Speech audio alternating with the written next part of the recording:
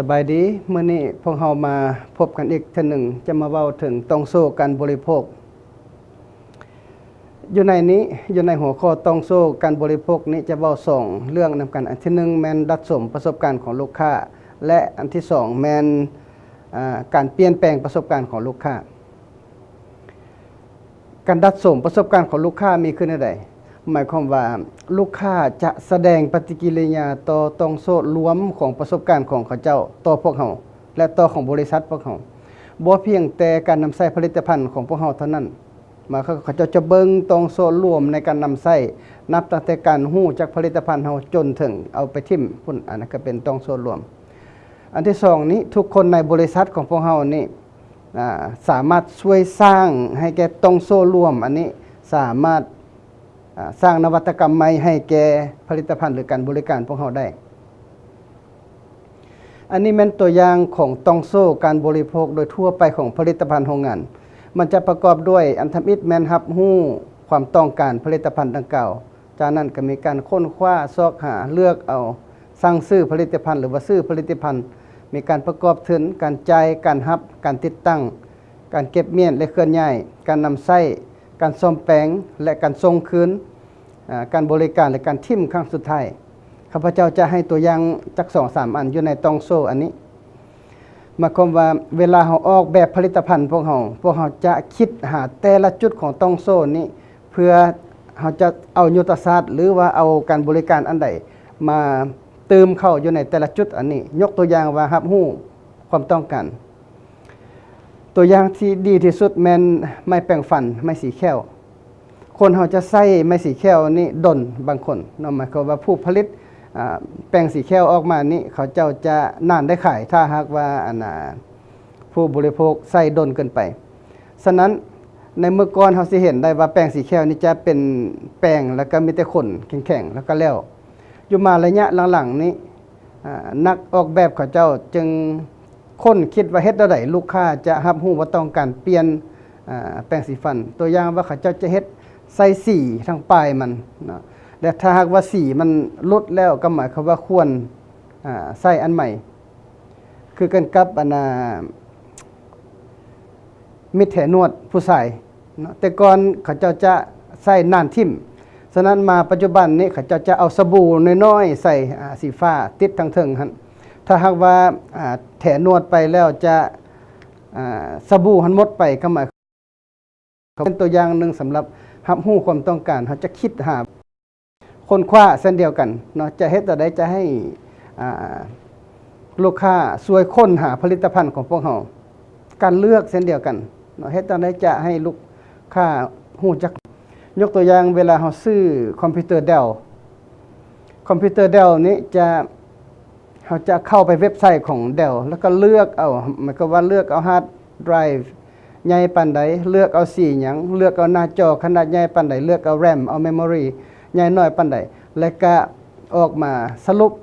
อันนี้เป็นราคาของคอมพิวเตอร์ที่ท่านต้องการอันนั้นก็เป็นอันหนึ่งช่วยลูกค้าเลือกอยู่ในอันอื่นๆอยู่ในต้องโซ่ในกระค่ายคือกันเนาะพวกเราจะคิดหาว่าสามารถเฮ็ดได้ลูกค้าจะมีความง่ายและก็ความสะดวกขึ้นอยู่ในแต่ละจุดการจ่ายเช่นเดียวกันเขาจะให้ลูกค้าจ่ายโดยเงินสดบ่จ่ายโดยเช็คบ่หรือว่าให้ลูกค้าจ่ายผ่านเงินโอนดิจิตอลบ่หรือว่าอีกสิ่งต่างๆอันนั้นก็เป็นทางเลือกในการให้ลูกค้าจ่ายติดตั้งเช่นเดียวกันเฮ็ดจังได๋จะช่วยให้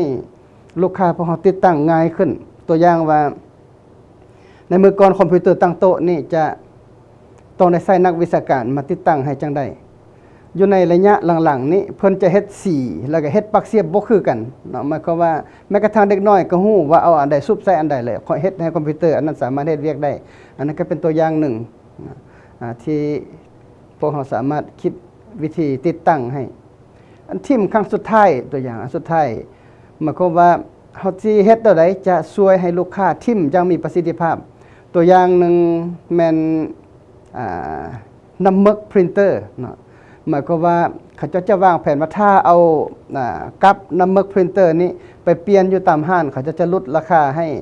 เท่านั้นกีบเท่านี้กีบตัวอย่างอันนั้นก็เป็นอันหนึ่งวางแผนฮอตแม้กระทั่งทิ่มครั้งสุดท้ายอันนี้มันต้องโซ่การบริโภคของผลิตภัณฑ์ของโรงงานนะ ผลิตภัณฑ์ของการบริการก็เช่นเดียวกันเนาะคล้ายๆคือกันพวกเราจะมีแต่ละจุดของการบริการรับรู้ความต้องการขึ้นอะไรซอกหาวิธีแก้ไขปัญหาที่ลูกค้ามีขึ้นอะไรเลือกผู้สนองขึ้นอะไรเห็นดีตกลงทะเบียนกันขึ้นอะไรนะจัดแจงทางด้านการเงินขึ้นอะไรสิจ่ายขึ้นอะไรนะแล้วก็สิ้นสุดสัญญาขึ้นอะไรจ่ายค่าบริการแบบใดการบริการข้างทำอิฐอะไร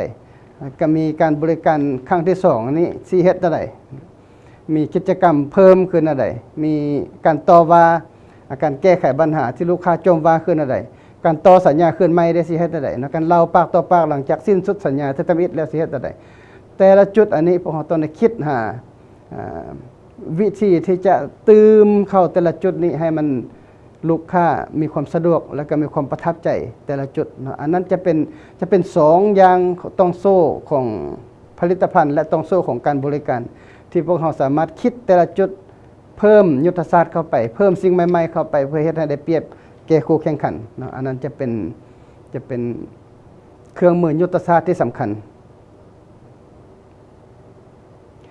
บัดนี้พวกเรามาเบิ่งจุดที่2การเปลี่ยนแปลงประสบการณ์ของลูกค้าเฮาสิเฮ็ดจังได๋จะดัดสมประสบการณ์ของลูกค้าให้เขาเจ้าหันมามักผลิตภัณฑ์หรือการบริการที่พวกเราวางแผนออกมาและการพื้นฐานของมันแม้นลูกค้าจะเคลื่อนไหวในแต่ละมื้อโดยพยายามตอบสนองความจำเป็นของตนเองเนาะเขาบ่ได้สนใจในผลิตภัณฑ์แต่เขาสนใจในความต้องการของเขาเจ้าเองเท่านั้นอยู่ในโอกาสนี้กิจกรรมบางอย่างเป็นผลให้มีความต้องการที่บริษัทพวกเราสนองให้เขาเจ้า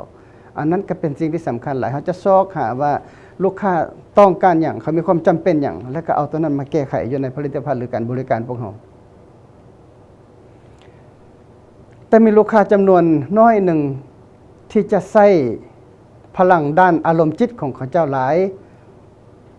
ในการคิดเกี่ยวกับท่านหมายความว่าเขาเจ้าจะใช้ทัศนะและอารมณ์จิตของส่วนตัวของเขาเจ้าเองมาตัดสินปัญหาเกี่ยวกับผลิตภัณฑ์หรือการบริการของพวกเราฉะนั้นพวกเราต้องได้รับสิ่งตอบแทนอย่างมั่งคั่งได้นะใดสำหรับการเข้าใจประสบการณ์ของลูกค้าอย่างลึกซึ้งหมายความว่าลูกค้าใช้แต่ละจุดแต่ละด้านที่ข้าพเจ้าได้เว้ามาทางด้านต้องสู้ของการของผลิตภัณฑ์และต้องสู้ของการบริการเนาะอยู่ในแต่ละจุดนั้นพวกเราสามารถดัดสมประสบการณ์ลูกค้าให้เขาเจ้ามักขึ้นหลายคนเก่าขึ้นได้อันนี้มันตัวอย่างที่การออกแบบ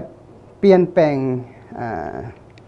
สิ่งที่ลูกค้าเฮ็ดเนาะเฮ็ดให้บริษัทพวกเรามีความเติบโตสูงตัวอย่างอันที่1มันสร้างต้องโซ่การบริโภคขึ้นใหม่ทั้งหมดมันก็เฮาเบิ่งแต่ละจุดแล้วก็ดัดแปลงแต่ละจุดนั้นขึ้นใหม่ทั้งหมดเลยอันที่2พวกเราอาจจะหันเป็นดิจิตอลเพื่อรวบรวมหรือเปลี่ยนข้อต่อในสายโซ่ที่มีอยู่หมายความว่าการหันเป็นดิจิตอลนี้ตัวอย่างว่าแต่ก่อนเฮามี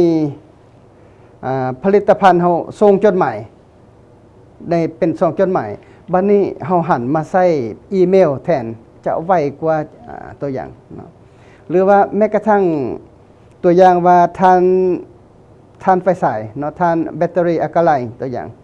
เขาเจ้าจะเอาระบบดิจิตอลมาใช้เวลาบีบทางส้นและก็ทางก้นใส่กันจะมีขีดไฟสีเหลืองขึ้นมาถ้าหากขีดไฟสีเหลืองมันต่ำก็ฮอดยามเปลี่ยนแปลงแล้วตัวอย่างอันนั้นก็หันเป็นดิจิตอลเอาระบบดิจิตอลเข้ามาใช้ผลิตภัณฑ์พวกเราการสร้างเสื่อมต่อบางอันอยู่ในต้องโซ่การบริโภคนั้นให้มีความฉลาดขึ้นกว่าเก่าหมายความว่าสร้างความฉลาดให้แก่เครื่องจักรจะใช้เทคโนโลยีคือปัจจุบันนี้พวกเราเบิ่งโทรทัศน์แต่เก่ามีแต่เปิดเบิ่งแล้วก็มอดนะเดี๋ยวนี้พวกเราจะเห็นฟังก์ชันหลายอย่างพวกเราตั้งเวลาให้มันมอดอีกจักนาทีให้มันมอดตัวอย่างหรือว่าพวกเราจะให้ปรับเสียงปรับแสงปรับสีสังต่างๆจะมีความฉลาดหลายขึ้นกว่าเก่าเดี๋ยวนี้มีแม้กระทั่งโทรทัศน์ที่พวกเราสามารถตั้งโปรแกรมได้อย่างหลากหลายเนาะอันนั้นก็เป็นการใส่ความฉลาดขึ้นอยู่ในผลิตภัณฑ์ต่อไปมันการลบล้างการล่าซ่าของเวลาในข้อต่อหมายความว่าเฮ็ดแต่ใดจุดเสื่อมต่อจากจุดหนึ่งไปหาจุดหนึ่งนั้นเฮ็ดให้มันสั้นลงอันนั้นก็เป็นจุดหนึ่งที่พวกเราสามารถสร้างยุทธศาสตร์ให้ ให้ลูกค้าพวกเขาประทับใจได้จุดใดมันซักซ่าเขาสามารถเลือกล่างหรือว่าเป็นเจ้าของเหตุการณ์ไกลปืนเพียงผู้เดียวหมายความว่าตัวนี้แม่นหมายความว่ามีแต่เขาสามารถเฮ็ดได้เท่านั้นผู้อื่นเฮ็ดบ่ได้เนาะอันนั้นเป็นจุดใดพวกเขาจะซอกหาจุดพิเศษเอกลักษณ์เฉพาะอันนี้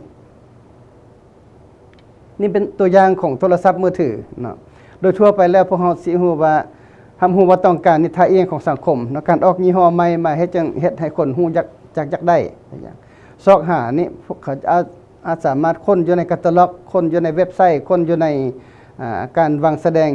อยู่ในจุดขายหรือว่าในห้างขายย่อยต่างๆการเลือกนี่อาจจะแนะนำจากหมู่เพื่อนอาจจะผู้ขายแนะนำให้อาจจะแนะนำเสนอสเปคหรือว่าเบิ้งแฟชั่นอีกสิ่งต่างๆช่วยให้การเลือกสั่งซื้อนี่อาจจะไปซื้ออยู่ห้างขายย่อยได้ตัวอย่างการประกอบทุนในจ่ายครั้งเดียวตัวอย่างการจ่ายนี่อาจจะจ่ายเป็นเงินสดจ่ายเช็คจ่ายบัตรเครดิตก็ได้การฮับนี้อาจจะอยู่ฮับอยู่ห้านขายย่อยเลยหรือว่าเขาจะเบิ่งว่าการหุ้มห่องามประทับใจเพื่อให้ลูกค้าที่ฮับสินค้าไปนั้นรู้สึกว่าโอ้ตัวเองมีผลิตภัณฑ์ดีตัวอย่างการติดตั้งเช่นเดียวกันเนาะอาจจะมีคำแนะนำให้เขาเจ้าหรือว่าให้เจ้าของติดตั้งให้พวกเขาจะมียุทธศาสตร์แต่ละอันอยู่ในหันตัวอย่างว่าการเก็บเมียนและเคลื่อนย้ายโทรศัพท์นี่ครับเบิ่งเฮามีกับห้อยสายแอลบ่เนาะมีสายห้อยคอบอหรือว่ามีถุงนุ่มๆเพื่อผู้หญิงเขาเจ้าเสียใส่ถุงเอาใส่กระเป๋าของเขาเจ้าซุมนั้นจะเป็นสิ่งที่พวกเขาสามารถวางแผนใช้ได้การนำใส่เด้เนาะจะมีคำแนะนำในโทรศัพท์ปุ่มกดง่ายมีเมนูหลายภาษามีปุ่มคู่มืออีกต่างๆจะคิดถึงจุดนั้นการซ่อมแปลงและส่งคืนเด้จะมีห้านบริการซ่อมแปลงมีเครื่องอะไรรับไว้รับเปลี่ยนให้เนาะมีการรับประกันคุณภาพของอะไรใช้เวลาการใช้งานดนต่างๆการบริการเช่นเดียวกันอาจจะซ่อมแปลงฟรีในระยะรับประกันอาจจะดาวน์โหลดเสียงดาวน์โหลดรูปภาพดาวน์โหลดเพลงและสิ่งอื่นๆได้ฟรีอันนั้นก็เป็นการบริการเสริมที่พวกเราจะเบิ่งอยู่ในวงโทรศัพท์มือถืออยู่ในนี้ คำแนะนำสำหรับการสร้างนวัตกรรมในต้องโซ่การบริโภคนี้อันที่หนึ่งแม่นเลือกเอากลุ่มต้นต่อว่าอยู่ในต้องโซ่นั้นแน่นอนแล้วพวกเราจะบ่วางแผนใส่หมดทุกจุดพร้อมกันเราอาจจะเลือกเอากลุ่มใดที่พวกเราจะสามารถสร้างยุทธศาสตร์ใส่อยู่ในตอนนี้แล้วก็สุ่มใส่แต่ละจุดหันเขาจะเฮ็ดอย่างจากนั้นจะแต้มตรงโซ่การบริโภคพวกเรานี้ขึ้นใหม่ว่าอันเก่าเขาเป็นอันนี้อันใหม่เขาจะเป็นอันนี้จะสร้างต้องโซ่อันนี้ขึ้นใหม่อันที่3ให้ถามบุคคลลักแรงในแต่ละภาคส่วนของบริษัทโดยใช้คำถามรวมนี้1มีข้อต่อได้บ่ที่พวกเราสามารถเปลี่ยนแปลงที่จะเฮ็ดให้ประสบการณ์ของลูกค้าไวขึ้นมีราคาถูกลงมีการนำใช้ได้ดีกว่าเก่าและสะดวกสบายกว่าเก่าหรือใช้งานง่ายกว่าเก่าตัวอย่างโดยการนำใช้ความฉลาดเข้าอยู่ในผลิตภัณฑ์อันนั้นคำถามที่2พวกเขาสามารถยุบหรือว่าลบล้างข้อต่อตัวอย่างโดยการสร้างการสนองที่พวกเขาสามารถสื่อสารได้อยู่ในหันบ่อันที่3พวกเขาสามารถยึดเอาภาคส่วนแกนกลางของเนื้อในข้อมูลสำหรับลูกค้าหรือบ่หมายความว่าอันใดเป็นเนื้อในหลักต้นต่อของมันที่พวกเราสามารถเพิ่มเข้าและลูกค้าพอใจอันที่4พวกเราสามารถเริ่มเก็บเงินเป็นรายรับแก่กิจกรรมนี้บ่เนาะแน่นอนแล้วว่าเวลาเราเอากิจกรรมอันใดอันนึงเพิ่มเติมเข้าไปในผลิตภัณฑ์หรือการบริการมันจะมีค่าใช้จ่ายและพวกเราต้องได้คิดถึงว่าค่าใช้จ่ายอันนี้มันสิได้เงินกลับคืนมาบ่อันที่5พวกเราสามารถออกแบบคืนใหม่แก้วิธีการที่ต้องโซ่ดำเนินงานอยู่ในปัจจุบันตัวอย่างโดยการเติมต้องโซ่หรือว่าซับซ้อนต้องโซ่คืนใหม่พวกเราสามารถเฮ็ดอย่างได้อันที่6พวกเราสามารถครอบครองไกปืนอันนี้ได้หรือบ่หมายความว่าสิ่งทั้งหมดเหล่านี้จะเป็นคำถามที่พวกเราสามารถตั้งคำถามใส่ผู้บริหารหลักแรงหรือว่านักยุทธศาสตร์หรือว่าพนักงานหลักแรงอยู่ภายในบริษัทพวกเขาเพื่อซอกหาสิ่งที่มาปรับปรุงเพิ่มเติมเปลี่ยนแปลงแก่ต้องสูบบริโภคเฮ็ดให้ผลิตภัณฑ์หรือการบริการพวกเรานั้นสามารถมีประสิทธิภาพหรือว่ามีคุณภาพดีขึ้นกว่าเก่าอันนี้เป็นสิ่งที่สำคัญหลาย